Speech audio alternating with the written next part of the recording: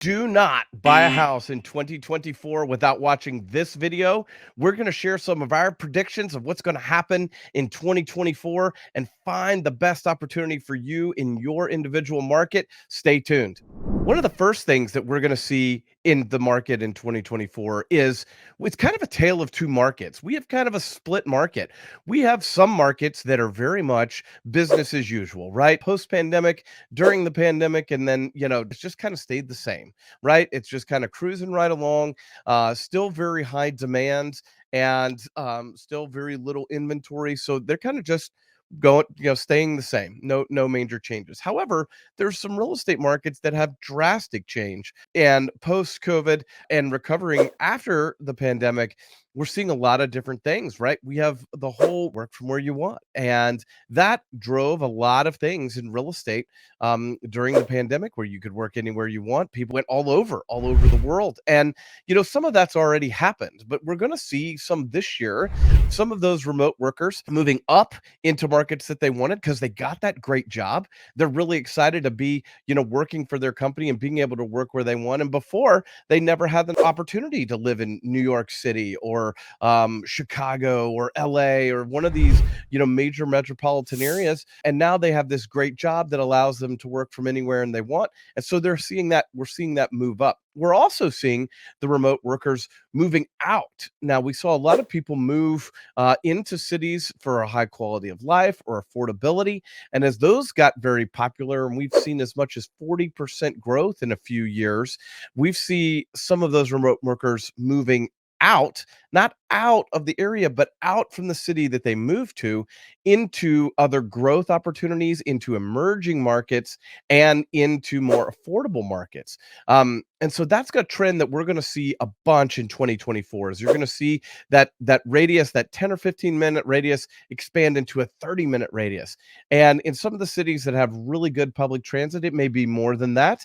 But that's a trend that we definitely expect to see more of in 2024. The remote worker, migration has already happened, and we think that's going to be where it is. But it's going to be that move up migration market worker, and it's going to move that move out in this year. So that's going to be an interesting trend to watch as we go through the year. The second is that searching for houses is going to be more competitive, and it's always competitive in any different kinds of market. Searching for your home is competitive. You've got as I say with our clients, we've got the evil versions of ourselves out there that we're competing against. Some people think it's the sellers that you're competing with, but it's actually the other buyers who are your competition. And as search gets more complicated this year, I think we're going to see some growth and have already started experiencing people looking regionally and even nationally in their search. So we have people coming in and saying, "Hey, I'm moving to Nashville and I'm going to spend $1.5 million. What does that get me?" And they're going to look in some of these competing markets. They're going to look at some of these competing markets and go, "Look, dollar for dollar, what does this buy me in this market? What does this buy me in this market? And what's the quality of life in that market?" So we're going to see some searches that are that way. We've got at least 4 clients that are in that process with us right now, where the search criteria is across multiple markets, not hyper local markets, but actually regional and national markets. And so that's going to be a trend that I think we're going to see more and more of, both for primary and secondary housing, that they're going to be looking for those different opportunities where my dollar goes and where the investment that I want to make is. This one's going to be rocking the suburbs, right? If you remember that Ben Folds song, rocking the suburbs. Listen, the suburbs are actually getting a lot of popularity, and here's why. Over the past few years, we've seen an enormous amount of large institutional investors buying entire new construction neighborhoods, the whole thing, and keeping them in a portfolio to rent. Prior to that, they were hiring individuals to go out, multiple individuals, to go out and buy properties in certain price categories and creating this own private investment fund of residential real estate. Well, as the market is changing and as interest rates are higher, investors are starting starting to be a little bit more concerned about their risk with that portfolio. And so already this year, we're starting to see some of those large institutional investors start to sell some of their assets. Now, there could be any number of reasons for this. They may want to reposition their portfolio, they may want to increase their cash for other opportunities. They may have a handful that they no longer want to be invested in. They may have only had four or five or six in a certain area or in a certain city, and they decided, you know what, let's just go ahead and close that down and focus on an area where we have 100 or 200 homes. So what does that create? That creates an opportunity that we're already seeing in 2024, is that some of these new construction that went into rental portfolio houses are coming to market. So you're really getting only a 1 or 2 year old house that's been maintained by a corporation and been in good shape and only had maybe one other family live in it. And you're going to get a really good opportunity to go ahead and move into this nearly new house. And, the investor is looking at it from a standpoint of, hey, I'm looking to get the cash that I can because I want to lower risk. So their motivation is a little bit different than a situation of an individual homeowner that's thinking about, hey, I've got to wait till school gets out and I've got to wait until this other thing comes through in a job situation or any number of other things. When you're dealing with an investment portfolio or a rental house like this, you may go, ooh, I don't want to buy a rental, but it's actually could be just as good, if not better, and have more opportunity to your favor than buying from an individual homeowner. And some of these are already starting to happen in the market. So let us know in the comments below if you've seen any of those in your neighborhood or if you know of some. But it's really quite interesting seeing those start to happen in the market. Okay, so as I shared in one of my other points about looking on a regional or national search, one thing for 2024, we're starting to see clients call and asking about where cities are doing reinvestment. And if you're like me, you're going, wait, what? Like cities are reinvesting. Well, yeah, over the past few years, we've had over 40% equity growth in home values, and that has increased taxes, which are giving cities and counties more money to invest and improve the city. So when you're looking and considering, hey, where am I going to move on a national or regional level? We're going to start seeing people asking about, how is the city reinvesting? What plans have they announced? Are they doing an overhaul in the schools? Are they opening new schools? Is there more community centers? Is there more commercial incentive to have more restaurants and shopping and activities and amenities in the area? Are they building more greenways or lakes or parks or, bike trails? How is the city using some of this new and significantly increased tax revenue to continue to make their city one of the cities of choice? And I love this one. This is one that you don't see in a lot of places. And I love sharing this one. So when you're thinking about that investment, either for your primary or your secondary home, you want to see how that money is getting respent. So you could go through and see, hey, they're building a new baseball stadium, or they've increased public transit, or they've increased infrastructure, any number of things like that.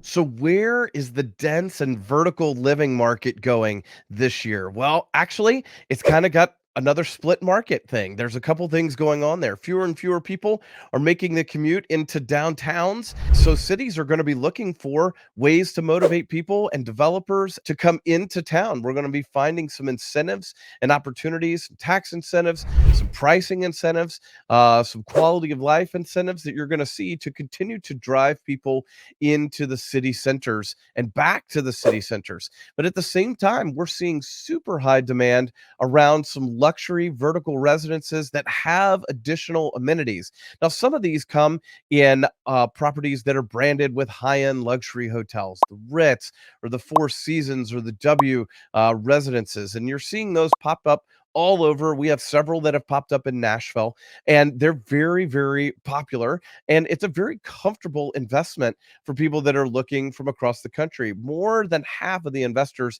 in the building in Nashville in the Four Seasons that just opened, it's a fabulous new building right in the heart of downtown, super convenient. It has some private resident only amenities and some really unique things that they'd never done on any other Four Seasons residence property. They have a sky garden across the top rooftop that's for the residents only. But then they also have the access and the services and amenities of all the super high-end hotels and the concierge and the dining services, as well as the housekeeping.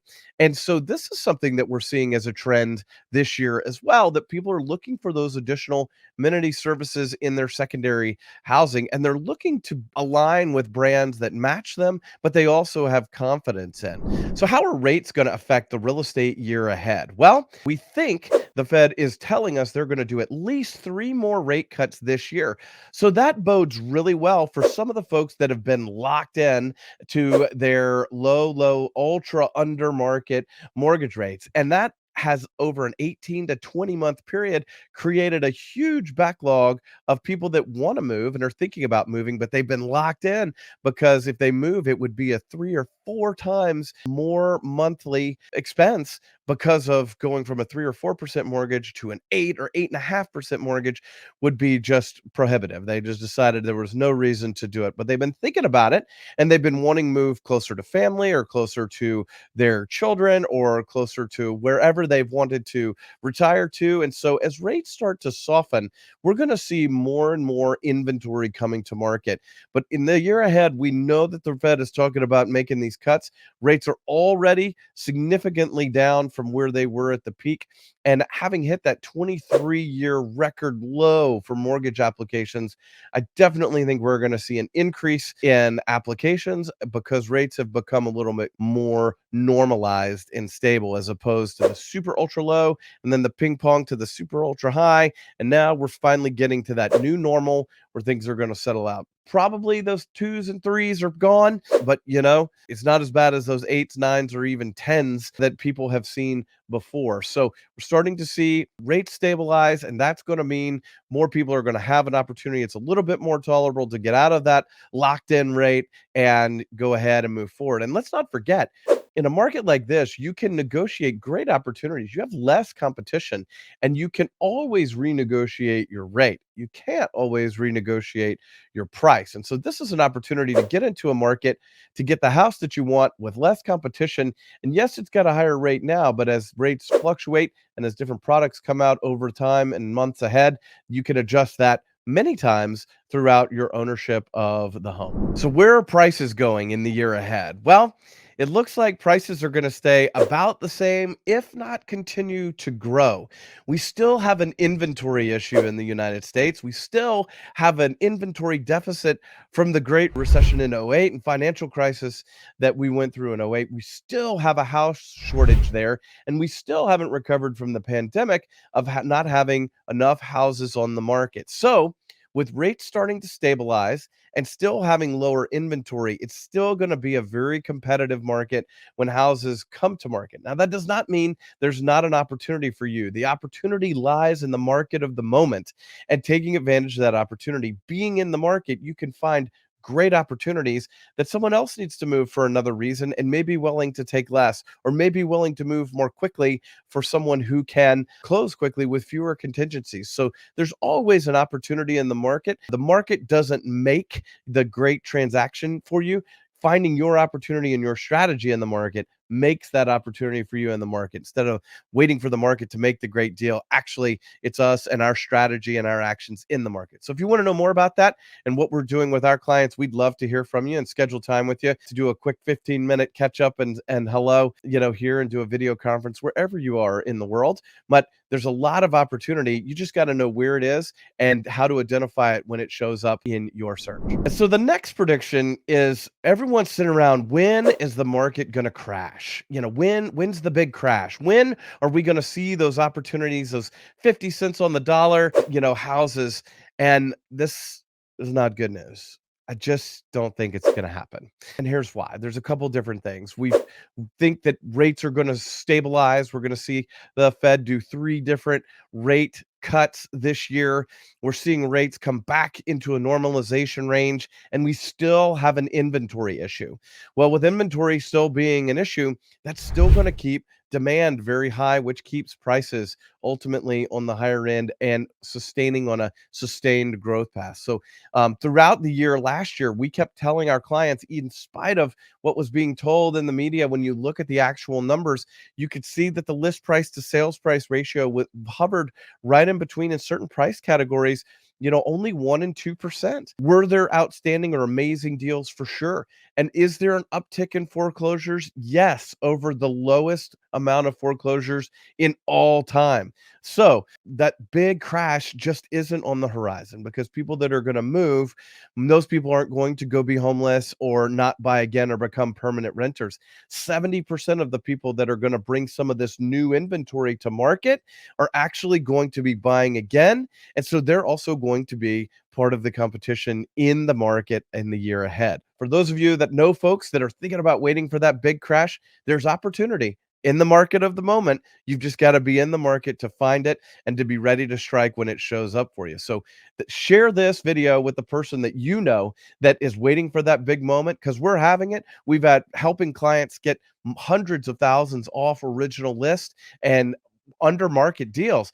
But you got to be in the market to know when those deals are and where those deals are and why they're happening. Because if you don't, they're not just sitting there on the sidelines coming to you at 50 cents on the dollar, and come get this deal. So please take time, share this with someone you know. And if you've gotten some value from this, please do give us a thumbs up and subscribe. We love sharing our unique tips and tricks that we share with our clients over the past 22 years, 1,100 closings and $500 million in sales volume. But more importantly, we're your friend in real estate in Nashville, and we want to help you know and connect in our market the way that we have been for the past 22 years, and to be influential and connected. So share this with someone that you know that's thinking about moving to Middle Tennessee in the year ahead.